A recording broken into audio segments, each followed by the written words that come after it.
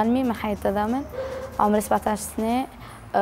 نقرا في ليسي سبورتيف ونترينا في ليكيب ناسيونال بوكس.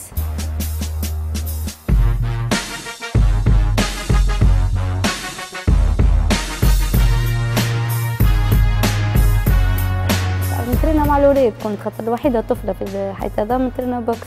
عادي قبل تهجمنا قال باش تولينا طفل وواحد تروح في الليل مأخر وانت تعذر بونية وكل شيء. كذبت عليهم قلت لهم نعمل جيمناستيك نمشي نترينا بوكس.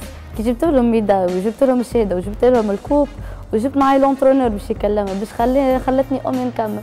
انتصرت بتوقيت من الحكم في الجوله الثانيه واصبحت بطل تونس في وزن 51 كيلوغرام أميمة البوغاني من حلبة النجوم الركن الأحمر. أميمة بنية باهية وبارمي لي زاتليت الأكتيف وكوراجوز يعني كما نحكوا تقدم على الحاجة من غير ما تخاف، وبالعكس ماذا بها تزيد تعرف ما أكثر.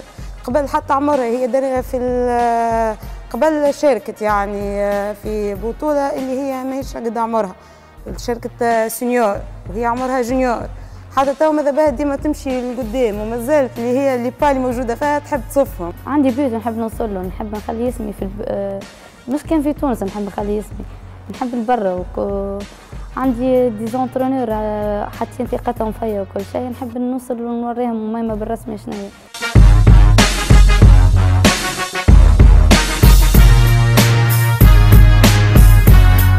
كومباوت الاخرين نجم انت على التلفيته نتاعك تهزك تعمل لك حكايه بوكس. لا بوكس الوجه في وجه، معناها حدش تعمل لك على عينك على كل شيء في وجه غدره.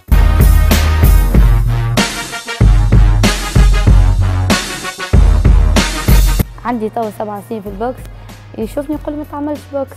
هي طفله عاديه معناها نفدلك نخرج ندور الماكياج نلبس لبسه روبه حكايه عادي معناها كأي إنسان كأي طفلة معناها. عبد كي يحب حاجة يكمل فيها، واحد مغروم بها يوصل، مش مغروم مستحيل كان يوصل.